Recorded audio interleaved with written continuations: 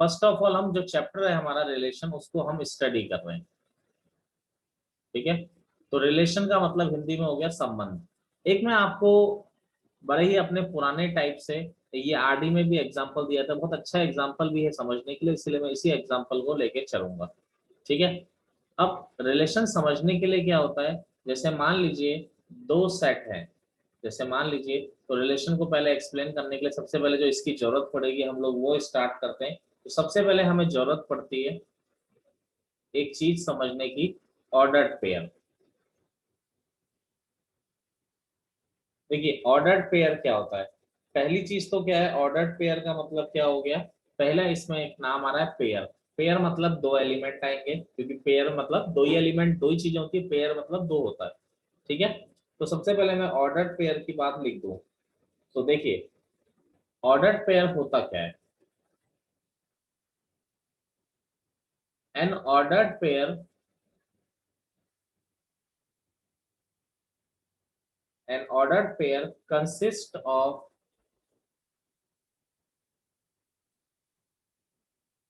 two elements in a given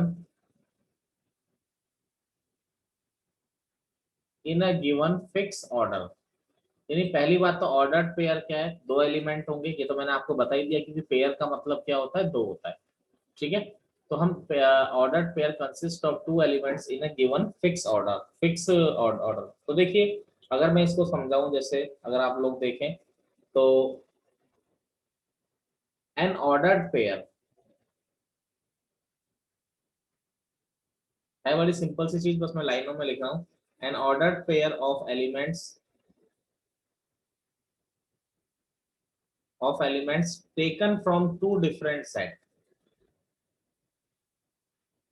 taken from two different sets A and B। यानी जो दोनों element आप लोगे दोनों डिफरेंट सेट से लोगे, ठीक है, A and B is return in is written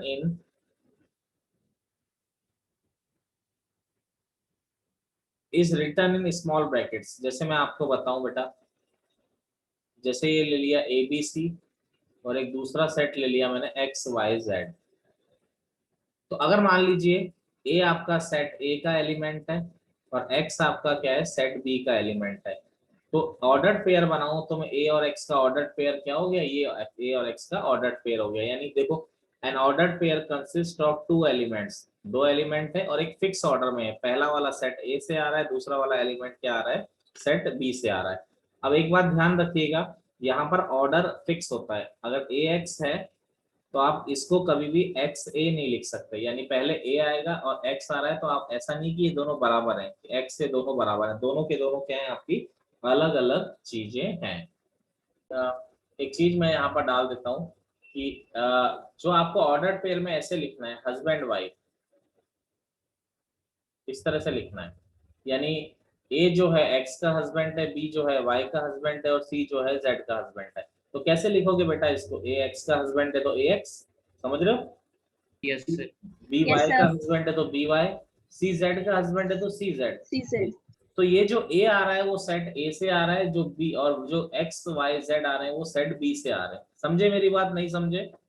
समझ गए सर। Yes sir. समझ गए ना, सिंपल बेटा। एक ये लिखने का तरीका है, इसके अलावा और कुछ नहीं है, ये बस एक लिखने का तरीका है, इसमें और कुछ नहीं करना है आपने। चलिए आगे चलें, कोई दिक्कत? No sir.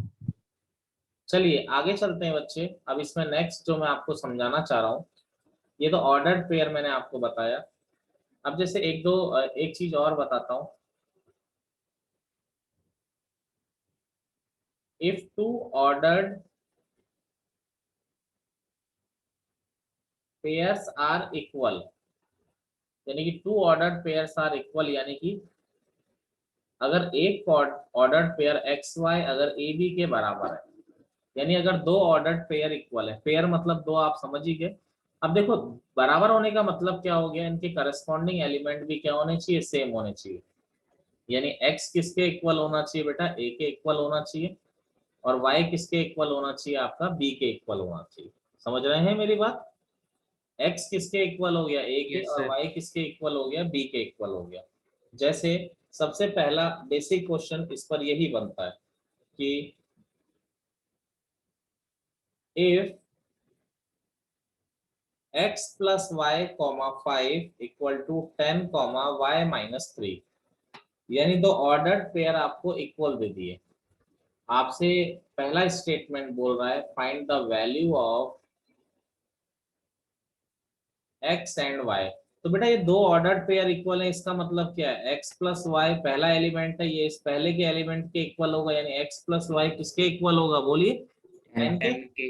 10K.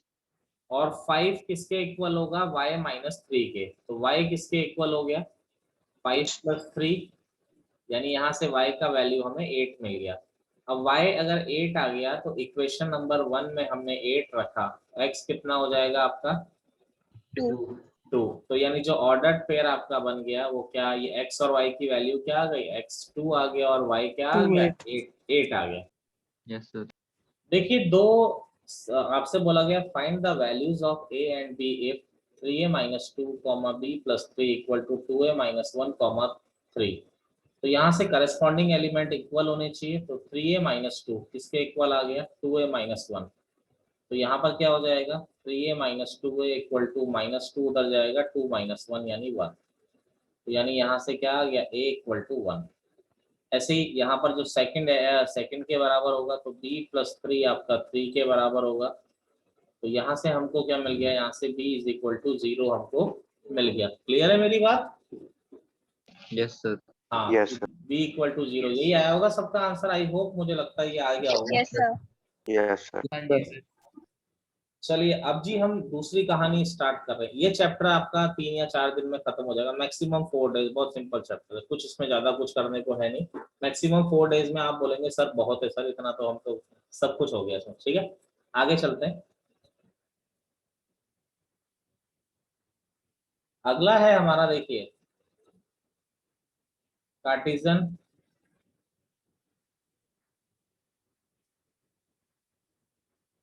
Cartesian product of two sets. अब देखो दो सेट हैं। अब मैं आपको पहले समझा देता हूँ फिर, ठीक है? पहले आप लिखना किसी को नहीं है, लिखना किसी को नहीं है, मैं बार बार बोल रहा हूँ, नहीं लिखना है, नहीं लिखना है। जैसे देखिए ए में एलिमेंट दे दिए मैंने एक्स वाई, और बी के एलिमेंट हो गए ए बी सी। भाई आप क्या कह रहे हो कि मल्टीप्लाई करो ना, नोट नहीं करना है। पहले मैं थ्योरी लिखवाऊंगा, फिर मैं आपको करना बता रहा हूँ। ए क्रॉस बी, सेट ए और सेट बी को मल्टीप्लाई करना है। तो देखो यहाँ पर इसके एलिमेंट एक्स वाई हैं, इसके एलिमेंट ए बी सी। तो इसका जो पहला एलिमेंट है वो इसके हर एलिमेंट से मल्टीप्लाई होगा। तो मल्टीप्लाई करने का तरीका ऐसा नहीं कि एक्स को ए से मल्टीप्लाई कर दिया, लिखते कैसे आप, ऑर्डर्ड पेयर की फॉर्म में। एक्स को ए से किया तो आप क्या लिखेंगे, एक्स कॉमा ए। एक्स को बी से किया तो आप क्या लिखेंगे, एक्स कॉमा बी। एक्स को सी से किया तो आप क्या लिखेंगे, एक्स कॉमा सी। फिर वाई, वाई को ए से किया तो वाई कॉमा ए, वाई को बी से किया तो वाई कॉमा बी, वाई को सी से किया तो वाई कॉमा सी। क्लियर है मेरी बात आपको? हाँ जी।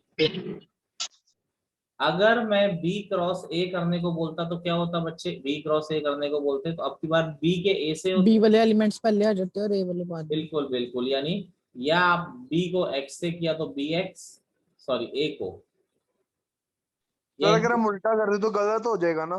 नहीं नहीं सही है, गलत क्यों हो जाएगा, ये क्या हो गया, वही तो आ नहीं रहा सर, है। अगर हम बी वाले में ए पहले लिख दें तो, हाँ अगर जैसे हमने एक्स से लिखा होगा, अगर हम ए एक्स लिख दें तो गलत नहीं हो जाएगा? नहीं नहीं, अब बी क्रॉस ए कर रहे हैं तो हमारा यही तो आ रहा है, बी क्रॉस ए। तो बी को ए से करोगे तो ए एक्स ए वाई, फिर वही तो आ रहा है बच्चे, देखो बी एक्स बी वाई।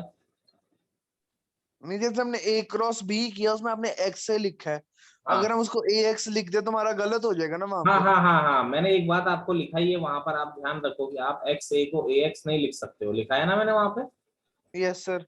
एक फिक्स ऑर्डर, मैंने एक Yes, लाइन sir. लिखाई है, फिक्स ऑर्डर, आप ऑर्डर को चेंज नहीं कर सकते। ठीक है, तो ये बात तो आप ध्यान रखिए स्पेशली। अब मैं थ्योरी लिखा दे रहा हूँ, पहले हमको थ्योरी नोट करते, ये समझ में आ गया करना? Yes, sir. Yes, sir. हाँ, the Cartesian product of two sets A and B is defined as the set of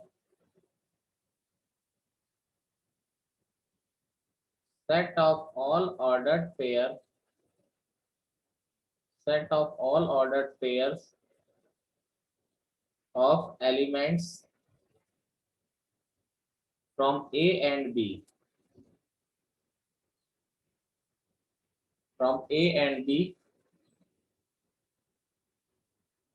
It is denoted by A cross B. देखो यही तो किया मैंने, इनका ऑर्डर्ड पेयर ही तो बना दिया, मल्टीप्लाई मतलब x से फिर x भी ऑर्डर्ड पेयर ही तो बना दिया यहाँ पे, इनका यही मल्टीप्लिकेशन होता है सेट का। अब देखिए इसको अगर मैं लिखता हूं तो A क्रॉस B, तो क्या होता है, ए बी एलिमेंट है सच दैट ए को हम किससे लेते हैं, सेट ए से लेते हैं। अरे बच्चा पहले वाले को सेट ए से लेते हैं और दूसरे वाले को किससे लेते हैं, हम सेट बी से। सेट बी से। अरे क्लियर है मेरी बात आप लोगों को? Yes sir. अब इसमें एक चीज और हम लोग ध्यान देते हैं, देखिए ध्यान देने वाली बात क्या है कि ए में कितने एलिमेंट हैं, आप देखिए ए में कितने एलिमेंट है यहाँ पर बताइए, एन ऑफ ए कितना है, बोलिए इसमें कितने एलिमेंट है। 2 अच्छा मुझे बताओ बी में कितने एलिमेंट है, 3 ए क्रॉस बी में कितने एलिमेंट है, काउंट करो 1 2 3 4 5 6। 6 अरे यही है ना, यस yes sir ए में 2 एलिमेंट, बी में 3 एलिमेंट, लेकिन ए क्रॉस बी में 6 एलिमेंट। तो मैं क्या ऐसा लिख सकता हूँ, N of A cross B is equal to N of A N of A N of B, क्या लिख सकते हैं हम लोग ऐसा, बोलिए। Yes sir. Yes sir. yes sir तो यानी क्या हो गया, ये 2 इंटू 3 यानी 6 आ गया।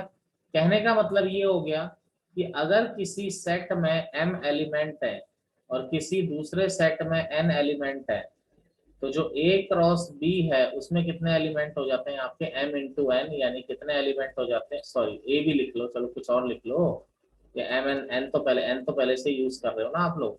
जैसे a में p एलिमेंट है, बी में क्यू एलिमेंट है, तो ए क्रॉस बी में कितने एलिमेंट हो जाते हैं, पी इंटू क्यू, यानी पी क्यू एलिमेंट हो जाते हैं। क्लियर है मेरी बात आप लोगों को?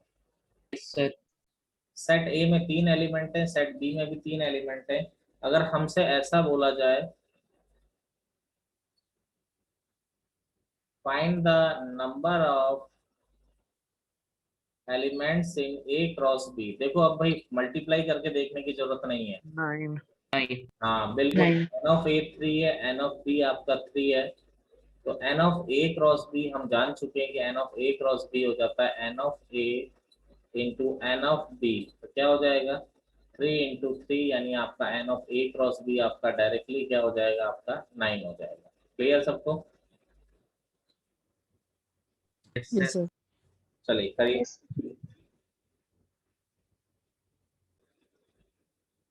जैसे क्वेश्चन है हमारा, let a is equal to 1 2 3, b is equal to दे रखा है x, such that x belongs to natural number, x is prime number less than 5। अब देखो b उसने क्लियर नहीं दिया है, अब आपसे क्या बोल रहा है, बड़ी सिंपल सी बात बोल रहा है, 2 और 3 सर। बिल्कुल बिल्कुल, find a cross b and b cross a। तो a देखो a तो 1 2 3 आ ही रहा है आपका, b क्या आ रहा है, x is a prime number less than 5। Less than 5 prime number कौन कौन से होते हैं, 2 और 3 होते हैं, ठीक है। यस। तो a क्रॉस b आप जान पा रहे हैं सब क्या होगा, 1 2 1 3 2 2 2 3 3 2 3 3। क्लियर है मेरी बात बच्चा पार्टी? Yes sir. अब जैसे b क्रॉस a है, b क्रॉस a क्या है, तो अब आप जानते हैं 2 1, सर इसमें भी कुछ रिपीट नहीं होता ना? नहीं रिपीट नहीं होगा, 3 1 3 2 3 3, ये आपका आंसर आ गया। क्लियर सबको? Yes. Yes sir. चलिए, अगर ए आपका एक सेट दे रखा है 1,2, अगर आपसे बोला जाए फाइंड ए क्रॉस ए, ठीक है। अब कभी कोई बोर्ड वगैरह में एक दो क्वेश्चन दे रखे हैं, आप लोग देखेंगे तो फिर सोचते हैं कि सर ने नहीं बताया, तो मैं आपको बता ही देता हूँ। ए क्रॉस ए क्या है बेटा, ये 1,2 क्रॉस 1,2 क्या होगा बेटा, 1 1 1 2 1 2 2 1 2 2 2 1 2 2, ये हो गया ए क्रॉस ए। अब एक आपको अगला क्या निकालना है बच्चे, ए क्रॉस ए, तो यानी जो इसको किसके साथ क्रॉस करना है आपको, 1 2 के साथ क्रॉस करना है। तो अब क्या करोगे, अब ध्यान दीजिएगा, अब क्या करोगे, ये 1 1 किसके साथ होगा, पहले 1 के साथ, समझ रहे हो, Yes, sir. इस तरह से। फिर ये 1 1 किससे होगा, 2 से, तो 1 1 2, फिर 1 2 किससे होगा, 1 से, क्लियर। Yes, sir. फिर क्या हो जाएगा, 1 2 2, फिर ये हो जाएगा 2 1 1 2 1 2, फिर ये हो जाएगा 2 2 1 2 2 2। अरे क्लियर है आप लोगों को, बोलिए। Yes. Yes, sir. क्वेश्चन अगर दे दिया हमसे कि इफ ए क्रॉस बी दे दिया, A1 A5 A2 B2 B5 B1, अगर ए क्रॉस बी आपसे दे दिया जाए, आपसे बोले फाइंड ए एंड बी, तो भाई सेट ए क्या होता है, जो इसके पहले वाले एलिमेंट होते हैं वो सेट ए को भी तो A, बिलोंग B. करते हैं, क्या है बोलो, A, B. ए भी आ गया। Yes, sir. और अगर सेट बी हमसे बोलता तो सेट बी क्या होता बोलो, 1 1 5 1 5 2 1 2 5 यही होता। Yes, sir. अगर हमसे ए क्रॉस बी देके अगर वो बोलता बी क्रॉस ए, तो आप यहां से भी निकाल इसका उल्टा सकते हो, रहता है। यहां से भी निकाल सकते हो, लेकिन आप डायरेक्ट भी निकाल सकते हो। डायरेक्ट कैसे निकाल सकते हो, आप इनका 1A ऑर्डर चेंज कर दीजिए, यस यानी कि क्या कर दीजिए, 1A 5A